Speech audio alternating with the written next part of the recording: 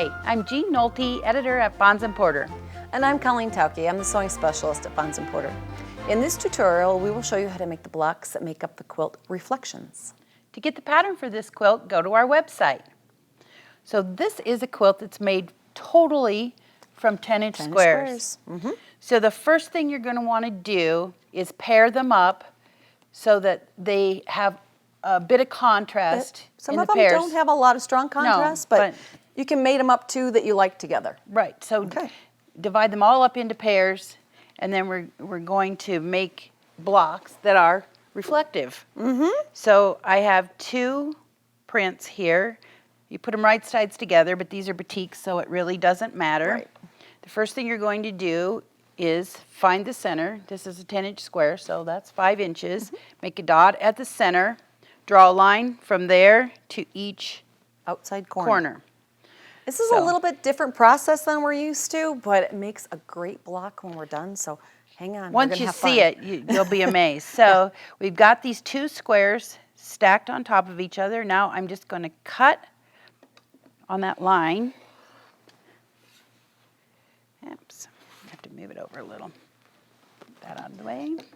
At home, you probably have your favorite place to work, and it probably has a bigger mat. Mm-hmm. A simple slice of that 10-inch square into shapes that we're not used to always working with. Right, but since they're all paired up, all the pieces we're going to need now are available. So we need 8.5 off that center triangle we created. We're going to take the tip off. So I put the 8.5-inch line along the bottom of that triangle, and I just cut off that little piece, and that we just don't need. That's your waist, not much. Nope. And so now to make the block, we've got just do a little bit of triangles. rearranging. So we obviously want to use opposite colors together. So we're going to join these 3 pieces. So the first thing you want to do is put right sides together and put this side piece on there. And you want to line that up so that's just about 1/4 of an inch sticking up above the top. Right. As I come to the machine here, you can then see that there's going to be a little triangle that extends beyond that centerpiece, and where those crisscross should be at 1/4 inch. So when you put it under your machine and lower your presser foot, it should go right into that intersection of your 2 fabrics. And then a simple 1/4 inch seam is all you're going to do.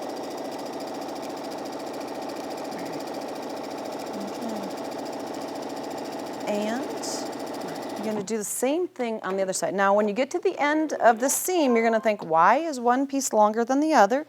That's okay. You've not done anything wrong. You're going to press toward those outside triangles. Right. And we have one done here. Jean has in front of her. So both sides these done. are both pieces now. So you've put the outside pieces of the opposite color on each triangle. Mm-hmm. Now I'm going to stack those. You could cut them one at a time, but we as quilters, we don't like to waste time. I like to be a little bit faster. Stack them up. I always want to keep this triangle right side up, but first I'm going to turn it just to cut the strips. Just so that we have a more comfortable cutting direction here, 2-inch strips is what we're going to take. So I'm going to take this. And you're going to go all the way across the block. I'm going to just separate that just a little bit where so I can see where it is. Mm-hmm. Then I'm going to cut 2 inches again. It's a simple progression across.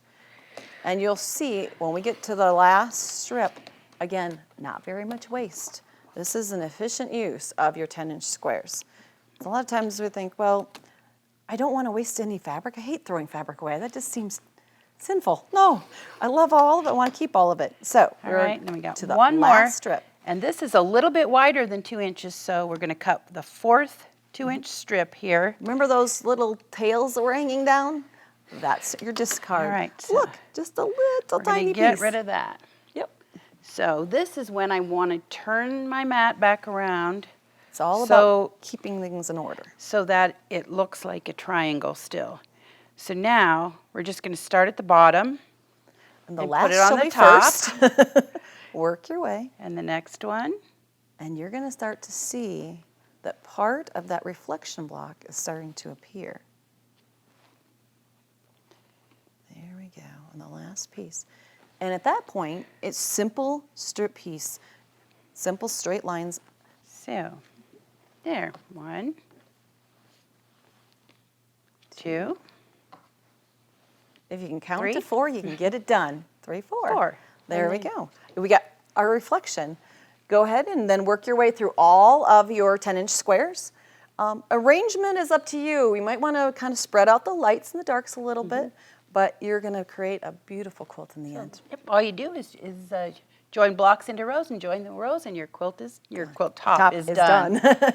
Thanks for joining us today. To see more of our videos, visit our website.